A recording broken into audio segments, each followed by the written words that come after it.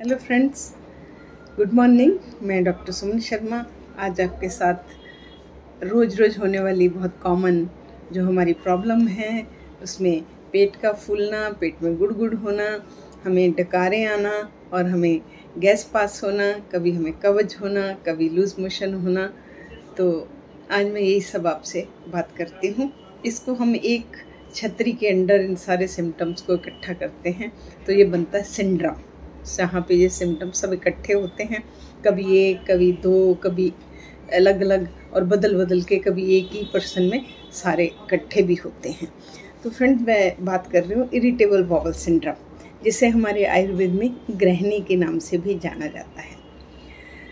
Friend, ये जो हमारा आयुर्वेद पहले दिन से मानता है कि हमारी जो भी बीमारी होती है वो पेट से शुरू होती है। पेट से शुरू होती है मतलब खाने से। जब भी हमारे पाचन तंत्र में कोई विकार आएगा, चाहे वो किसी भी वजह से हो, हमारा खाना अच्छे से नहीं पचेगा तो हमें ये वाले सारे जो सिम्टम मैंने बोले ये होंगे। तो इसी IBS के अंदर हमारा आयुर्वेद का ग्रहणी आता है, जो कि मैं अभी बोल रही हूँ। जिस तरीके से हम साइंस ने ये अभी पाया है कि हमारा IBS डिफरेंट तरीके का होता है। कॉन्स्टिपेशन होता है तो उसमें हमारे आयुर्वेद ने उसे वातज ग्रहणी बोला। फिर हमारा डायरिया होता है, उसे पित्तज ग्रहणी बोला। उसके बाद कॉन्स्टिपेशन एंड डायरिया एक ही पेशेंट में दोनों होते हैं तो उसे त्रिदोषज ग्रहणी बोला। तो फ्रेंड्स, ये जो IBS आज हम बोलते हैं, हर कोई बोलता है, ये कोई नई चीज़ नहीं है। जो पहले से भी हमारी संस्कृति में चली आ रही है और मैनेज होती थी। आइए मैं समझाती हूँ कैसे।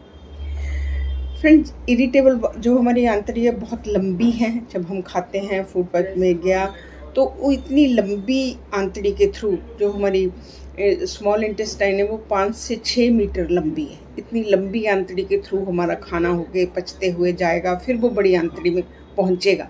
तो इस इतनी लंबी पाइप को कोई चलाने वाला भी है ना, तो वो चलाने वाला है हमारा नर्वस सिस्टम। इसीलिए कहीं कहीं बोला जाता है कि हमारा एक दिमाग पेट में भी है।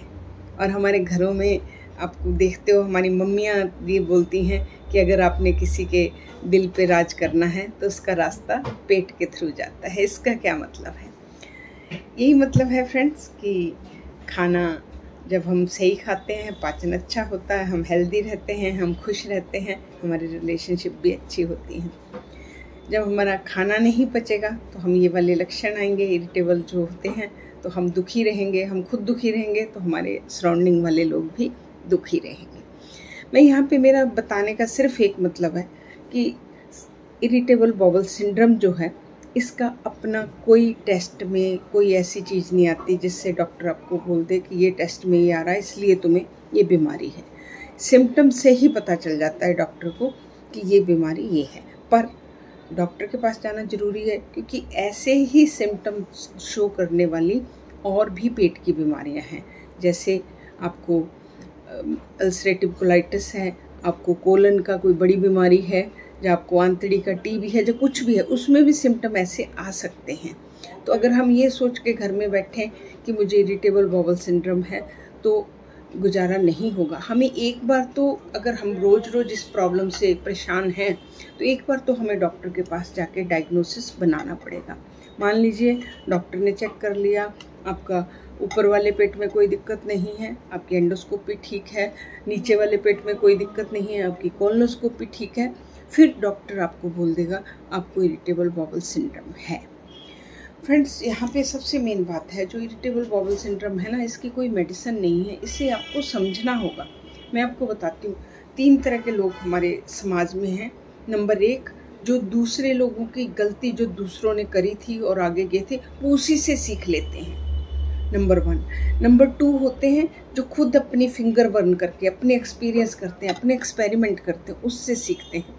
और नंबर 3 होते हैं, वो ना किसी दूसरे से सीखते हैं, ना वो खुद सीखते हैं, वो हमेशा इरिटेबल बाउल सिंड्रोम लेके रोते रहते हैं।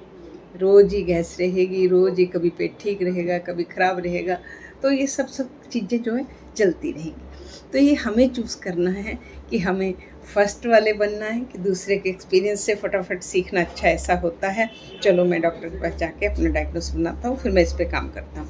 नंबर 2, नहीं ये सब झूठ है, ऐसा कुछ नहीं है, मैं तो खुद देखूँगा। वो थोड़ा सक्सेस होते हैं पर थोड़ी देर से होते हैं, उनको थोड़ी कष्ट झेलने पड़ते हैं, खुद फिंगर्स बर्न करेंगे, इसमें टाइम वेस्ट होगा और दर्द भी होगा, पर कहीं ना कहीं पहुँच जाते हैं। जो तीसरे वाले फ्रेंड्स वो उनमें आते हैं जो हमेशा प्रॉब्लम, व्हेनेवर हम उनसे बात करें उनकी प्रॉब्लम ख़त्म ही नहीं होगी। मेरा मेन यहाँ पे फ्रेंड्स, आपको पता है मैं फ़िटनेस ट्रेनर हूँ, मैं कोई मेडिसिन आपको एडवाइस नहीं करती। मेरा सिर्फ आज सोसाइटी में जो इतना ज़्यादा IBS सिंड्रोम फैला हुआ है, मैं उसके बारे में आपको एक नॉलेज देना चाहती हूँ कि आप अपने डॉक्टर खुद बन सकते हैं। आप जानिए ये हो क्यों रहा है। कभी कभी समझाने के लिए मैं आपको इरिटेबल बाउल सिंड्रोम की तुलना जो है वो शुगर और BP से करती हूँ। उसमें मैं कुछ टाइम तो शुगर और BP से तुलना करती हूँ कि ये उनकी जैसा है, और कुछ टाइम मैं इनकी तुलना उनसे नहीं करती, क्योंकि इसमें कुछ उनसे मिलता है, कुछ उनसे नहीं मिलता। मैं आपको समझाने के लिए बताती हूँ। जैसे BP है, शुगर है, आपको रोज़ कोई तकलीफ़ नहीं दे रहा, आपको टेस्ट में आया मेरे को शुगर है, आप रोज़ गोली खाते हैं, जब परहेज करते हैं आप कंट्रोल करते हैं, ठीक है।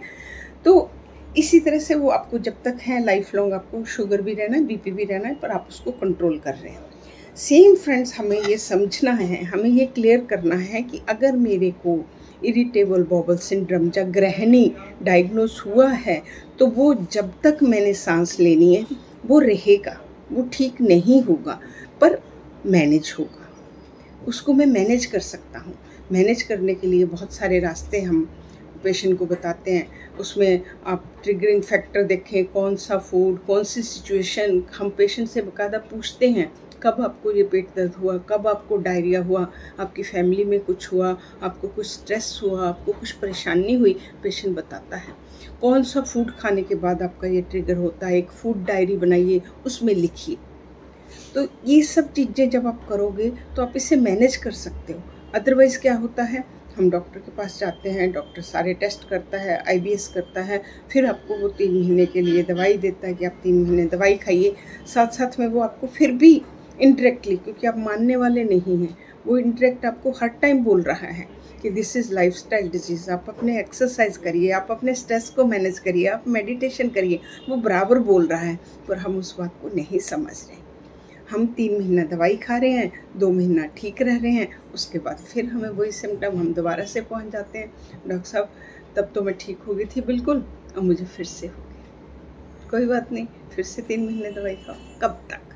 तो आइए फ्रेंड्स, इसके बारे में समझिए, अपने डॉक्टर खुद बनिए। मैं आपको 100% बताती हूँ। अगर एक बार डॉक्टर पे ज़रूर जाइए, अपना डायग्नोस ज़रूर बनाइए कि होना चाहिए IBS ही चाहिए, और कोई बीमारी नहीं होनी चाहिए जो कि हमारे पेट में पल रही हो और हम IBS सोच के उसको देखते रहें। हमें एक बार डॉक्टर के पास जाना चाहिए। जब डॉक्टर डायग्नोस कर दे फिर हमें अपने सिम्टम, हाँ मेरी बात बीच में रही कि ये BP और शुगर की तरह तो इसलिए है कि ये हमेशा एक बार हुआ तो हमेशा रहता है, उनकी तरह नहीं भी है। क्यों कि BP और शुगर जो है वो आपको डेली परेशान नहीं करती, बट जो IBS वाला पेशेंट है फ्रेंड्स, मैं सच में बताती हूँ, वो हर दिन दुखी रहता है।